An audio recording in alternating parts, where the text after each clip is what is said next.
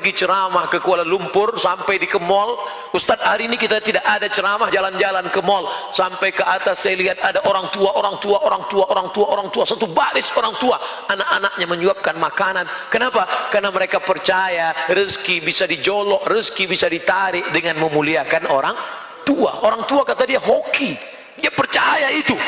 Teorinya kita yang punya, tapi mereka yang mengamalkan. Mana baktimu pada orang tuamu? Jaga orang tuamu. Jangan sampai nanti setelah dia mati meninggal dunia, barulah engkau menangis mencakar dinding. Mama,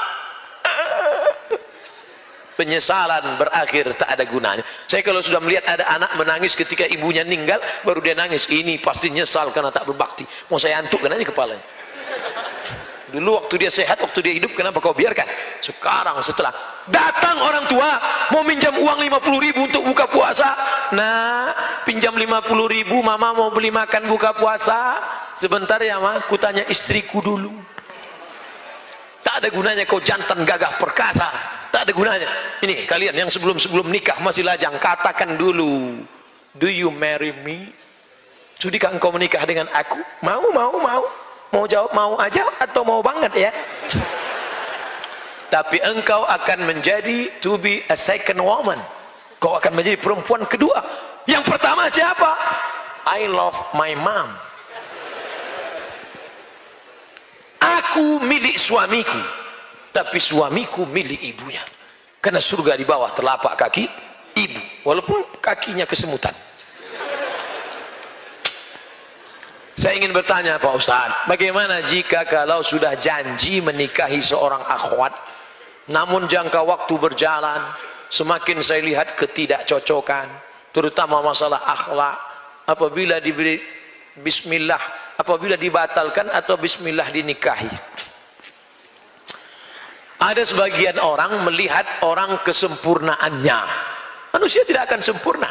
Man talaba akhan bil aibin baqiya bil akhin. Siapa yang mencari kawan sempurna seumur hidup tidak akan berkawan. Menikah bukan mencari kesempurnaan, tapi menutupi kekurangan. Kalau kurang-kurang dikit, ya nggak apa-apa. Yang jadi masalah itu kurang manis, kurang cantik, kurang putih, kurang tinggi, kurang kaya. Kau sudah terjebak pada materialistis. Tungkahul mar'atul arba'. Perempuan dinikahi karena 4, 5 liha, karena hartanya. Wali hasabiha, karena keturunannya. Wali jamaliha, beautiful. Wali diniha, karena agama.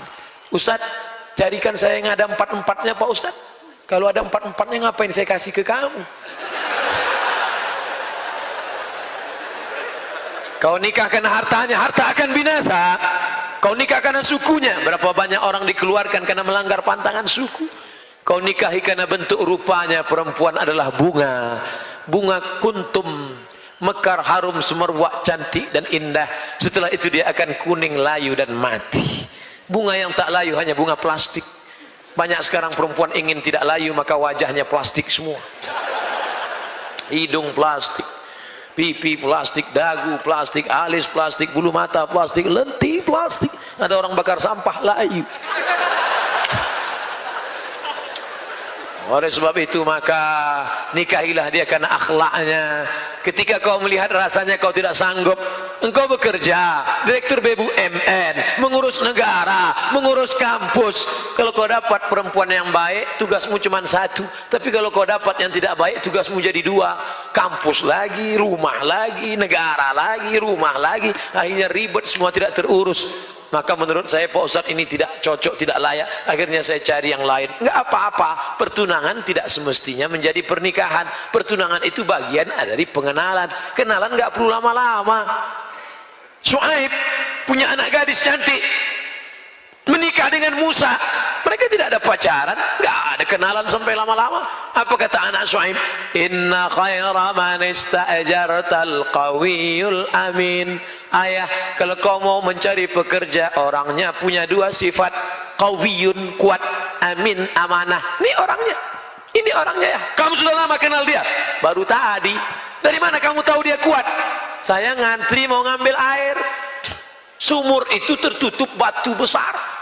Bergelinding dari atas bukit, tertutup pintu.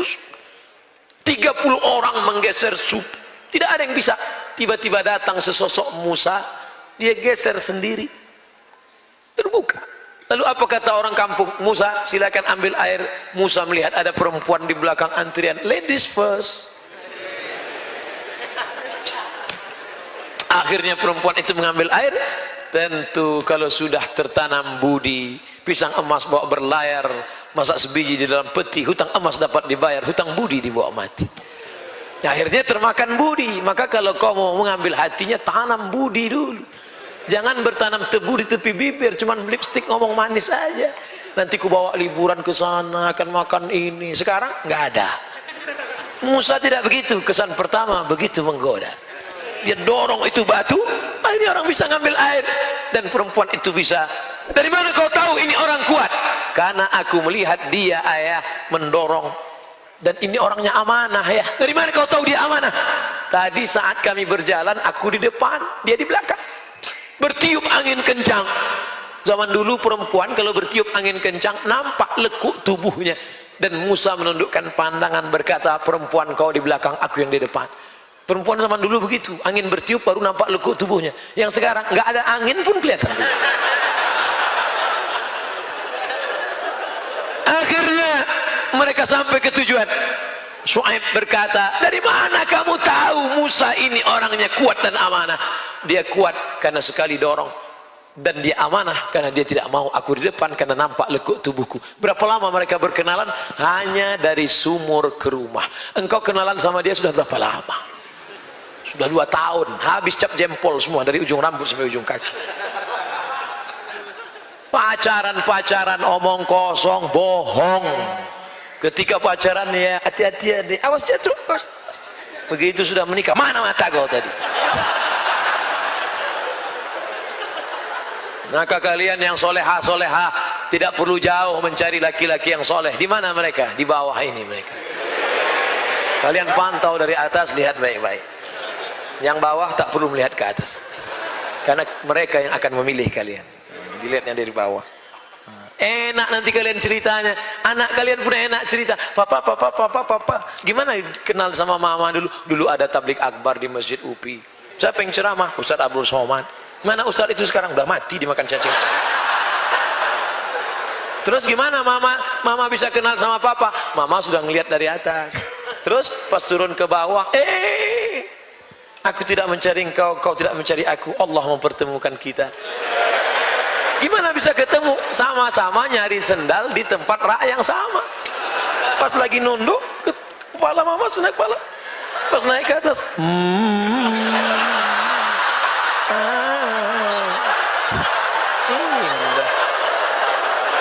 Masya Allah. Sekarang banyak orang tua tidak bisa menceritakan pertemuan dengan anaknya. Banyak orang tua nggak bisa menceritakan pertemuan dia dengan anaknya karena cerita itu tidak indah untuk diceritakan. Mama, dulu ketemu dengan papa gimana? Salah sambung.